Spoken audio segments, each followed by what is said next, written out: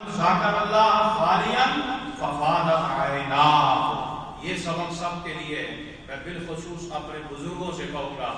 ہماری تو عمر ہے اور اس پر عمل آج سے اگر شروع ہو جائے تو بڑھاپا خدا کی قسم صداقت کا پیکر بن جائے, اللہ کا محبوب بن جاتا ہے.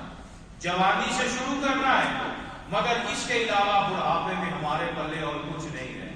اگر اس عمر کے اندر یہ کام بھی نہ کیا تو پھر کس عمر میں کریں گے؟ اور یہ کام کیا ہے کہ ساتواں وہ شخص خدا کو محبوب ہے جسے قیامت کے دن اللہ عرش کے سائے تلے رکھے گا. وہ ہوگا کہ جب بھی خالی علیحدہ تنہائی میں بیٹھتا ہے تو رب کی یاد میں مصروف ہو کر رونا شروع کر دیتا ہے.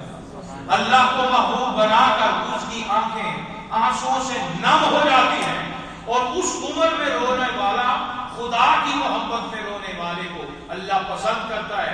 قیامت کے دن اسے بھی اٹھا کے اپنے عرش کے سائے تلے کھڑا فرماتا ہے. کتنے ہو گئے اور یہ کتنے ہو گئے یاد رہیں گے؟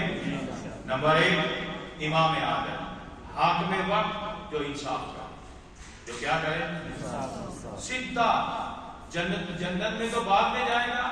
خدا سب سے پہلے اسے عرش تلے کھڑا کرے گا اور پوری کائنات کو دکھائے گا.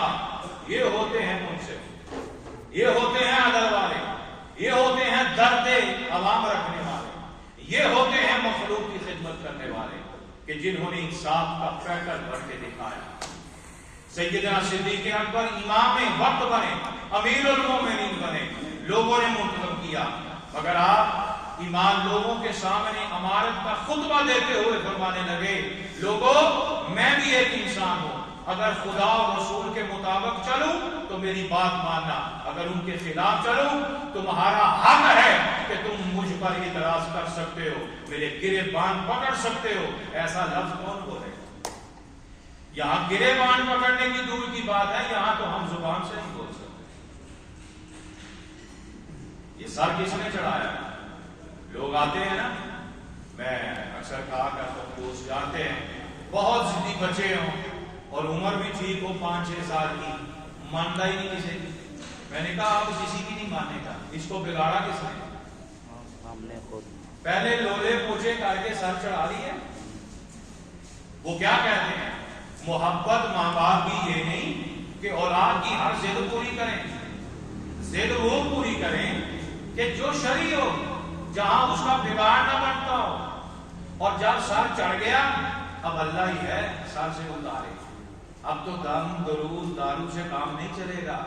اب جو اخلاق کی بگڑی ہوئی بات ہوتی ہے نا, سیانے میں محاورہ مشہور ہے, وہ میں بھی شامل ہے, چلو کوئی بات نہیں. کہتے ہیں کہ ودے ٹھڈ تے بگڑی اولاد تے مشکل آنی چاہیے. کیوں نہیں کرتے؟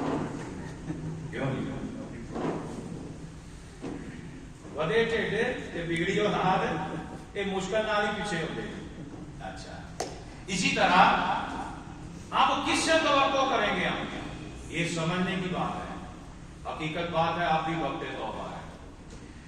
اگر ہم کہتے ہیں کہ ان سے چھٹکارا کیسے ملے, پہلے تو پچھلی سزا بھگتیں کہ سر پہ چڑھایا کس نے, سر پہ چڑھایا کس نے ہے. اب پھر اللہ ہی ہے اتارے گا. اس کی شرط ایک ہی ہے جو پچھلے جمعے بیان کر دی تھی, برے کو برا سمجھ کر پیچھے ہٹ جاؤ اور پچھلے گناہ کی توبہ کر لیں, پھر خدا کی مرضی ہے معاف کرے یا نہ. توبہ کرنی نہیں, پچھلے معاملے کے اندر ہم نے غور کرنا نہیں, اگلے کی فکر پڑی ہوئی. نمبر 1 زیادہ گفتگو کی ضرورت نہیں, سب سے آنے اس بات کو تہہ تک لے جائیں, گہرائی تک لے جائیں کہ سب سے پہلے عرش کے سائے تلے جو اللہ اس کو کھڑا کرے گا وہ امام وقت ہوگا.